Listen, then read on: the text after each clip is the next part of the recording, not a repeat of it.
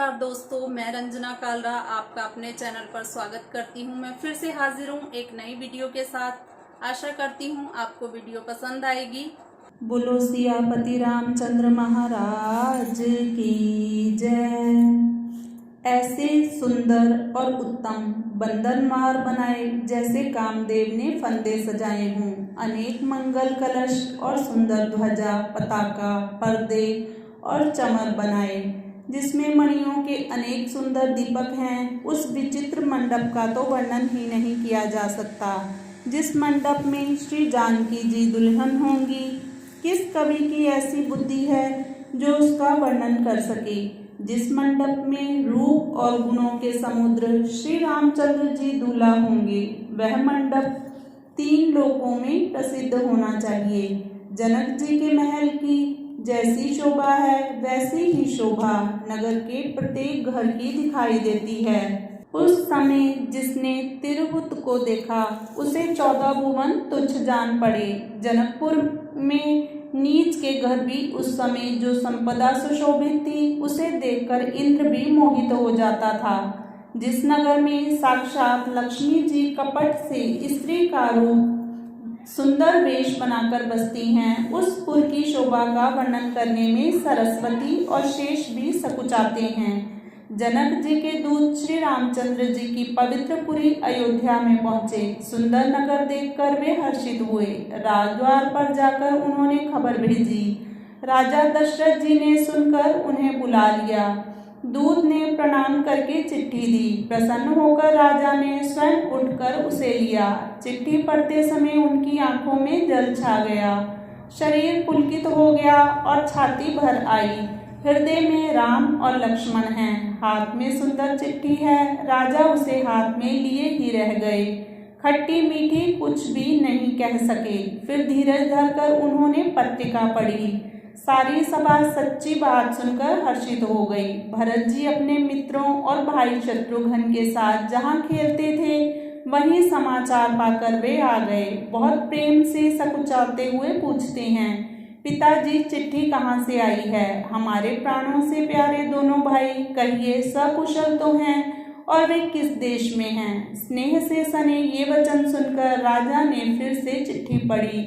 चिट्ठी सुनकर दोनों भाई पुलकित हो गए। स्नेह इतना अधिक हो गया कि वह शरीर में समाता नहीं। भरत जी का पवित्र प्रेम देखकर सारी सभा ने विशेष सुख पाया। तब राजा दूत को पास बैठाकर मन में को हरने वाले मीठे वचन बोले, भैया कहो दोनों बच्चे कुशल से तो हैं? तुमने अपनी आंखों से उन्हें अच्छी तरह से देखा है ना? सांवले और गोरे शरीर वाले, वे धनुष और तरकश धारण किए रहते हैं। किशोर अवस्था है, विश्वामित्र मुनि के साथ हैं। तुम उनको पहचानते हो तो उनका स्वभाव बताओ। राजा ने प्रेम के विशेष वश होने से बार बार इस प्रकार कह रहे हैं। जिस दिन से मुनि उन्हें अपने साथ ले गए तब से आज ही हमने सच्ची खबर पाई है। कहो तो महाराज जनक ने उन्हें कैसे पहचाना? ये प्रिय वचन सुनकर दूत मुस्कुराए। दूत ने कहा, हे राजाओं के मुकुटमणि सुनिए, आपके समान धन्य और कोई नहीं है, जिनके राम लक्ष्मण जैसे पुत्र हैं, जो दोनों विश्व के विभूषण हैं। आपके पुत्र पूछने योग्य नहीं हैं। वे पुरुष सिंह दोनों लोगों के प्रकाश स्वरूप हैं, जिनके यश के आगे चंद्रमा मलिन और प्रताप के आगे सूर्य शीतल लगता है। हे नाथ, उनके लिए आप कहते हैं कि उन्हें कैसे पहचाना? क्या सूर्य को हाथ में दीपक लेकर देखा जाता है? सीता जी के स्वयंवर में अनेक राजा और एक से एक बढ़कर योद्धा एकत्रित हुए थे, परंतु शिव जी के धनुष को कोई भी नहीं हटा सका। सारे बलवान वीर हार गए। तीनों लोकों में जो वीरता के अभिमानी थे, शिव जी के धनुष ने सबकी शक्ति तोड़ दी। बाणासुर जो समेरु को भी उठा सकता था, वह भी हृदय में हार कर परिक्रमा करके चला गया।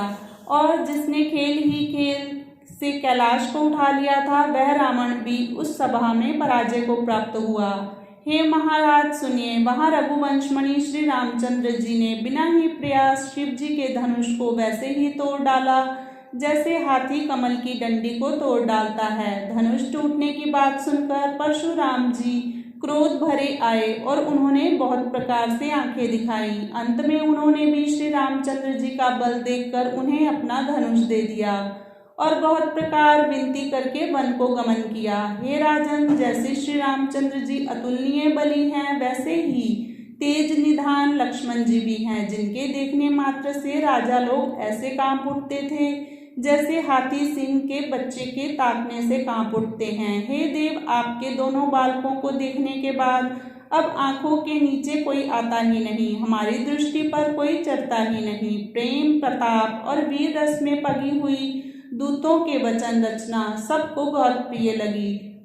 सभा सहित राजा प्रेम में मग्न हो गए और दूतों को निछावर देने लगे। उन्हें निछावर देते देखकर यह नीति विरुद्ध है ऐसा कहकर दूत अपने हाथों से कान मूंदने लगे।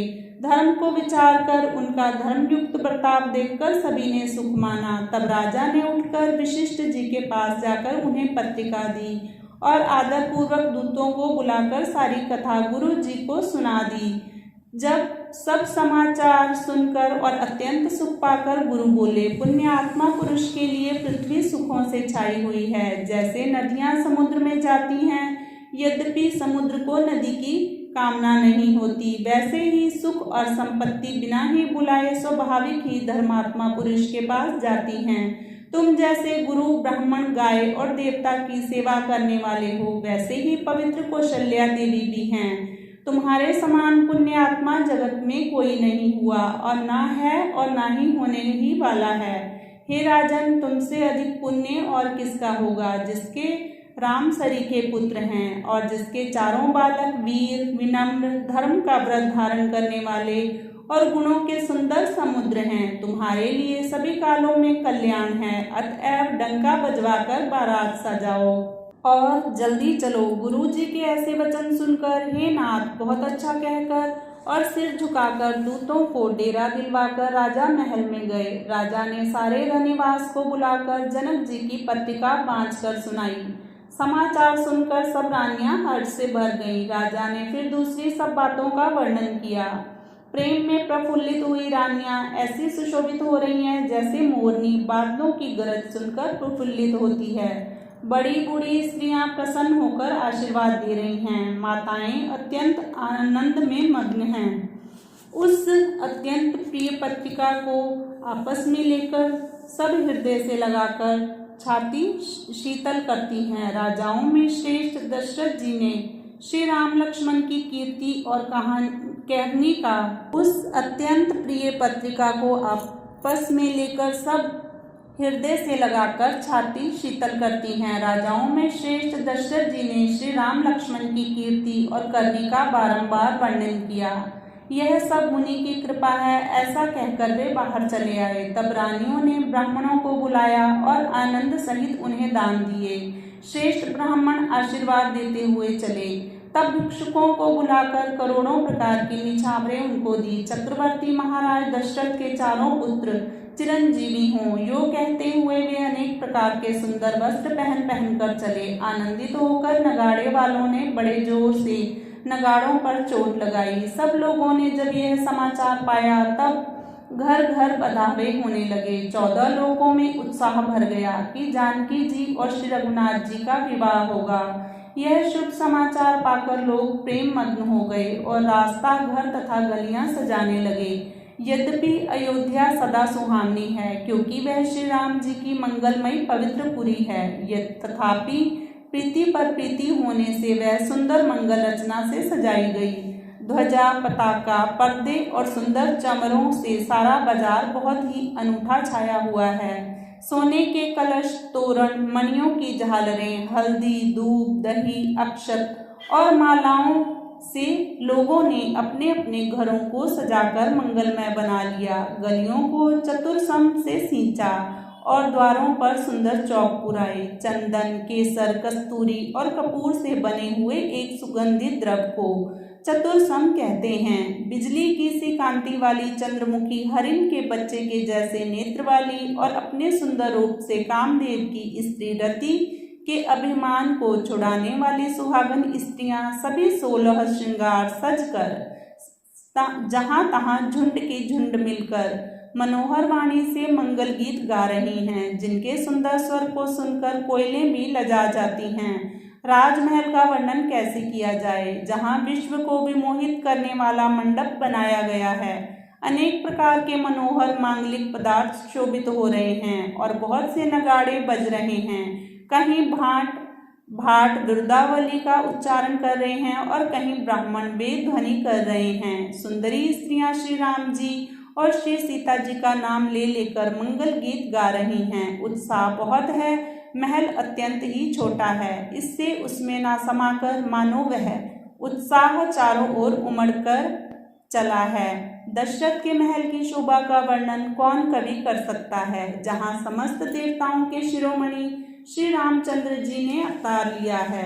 फिर राजा ने भरत जी को बुला लिया और कहा कि जाकर घोड़े, हाथी और रथ सजाओ, जल्दी रामचंद्र जी की बारात में चलो। यह सुनते ही दोनों भाई भरत जी और शत्रुघ्न जी आनंदवश पुलक से भर गए।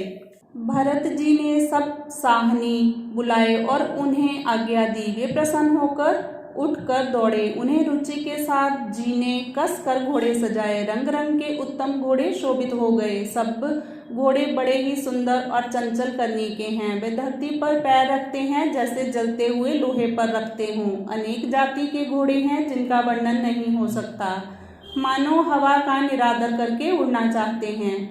उन सब घोड़ों पर भरत जी के समान अवस्था वाले सब छैल छबीले राजकुमार सवार हुए। वे सभी सुंदर हैं और सब आभूषण धारण किए हुए हैं। उनके हाथों में बाण और धनुष हैं तथा कमर में भारी तरकश बंधे हैं।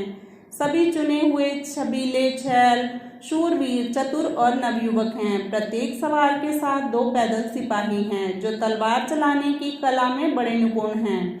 शूरता का बाना धारण किए हुए रणधीर वीर सब निकलकर नगर के बाहर आ खड़े हुए। वे चतुर अपने घोड़ों को तरह तरह की चालों से फेर रहे हैं और भेरी तथा नगाड़े की आवाज सुन सुनकर प्रसन्न हो रहे हैं। सारथियों ने ध्वजा, पताका, मणि और आभूषणों को लगाकर रथों को बहुत विलक्षण बना दिया है। उनमें सुंदर चमर लगे हैं और घंटियां सुंदर शब्द कर रही हैं। वे रथ इतने सुंदर हैं मानो सूर्य के रथ की शोभा को छीन लेते हैं।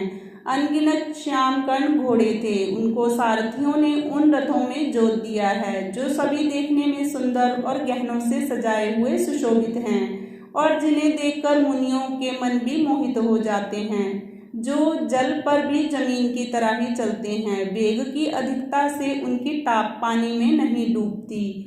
अस्त्र शस्त्र और सब साज सजाकर सारथियों ने रथियों को बुला लिया। रथों पर चढ़ चढ़कर बारात नगर के बाहर जुटने लगी। जो जिस काम के लिए जाता है सभी को सुंदर शकुन होते हैं। श्रेष्ठ हाथियों पर सुंदर अंबारियां पड़ी हैं।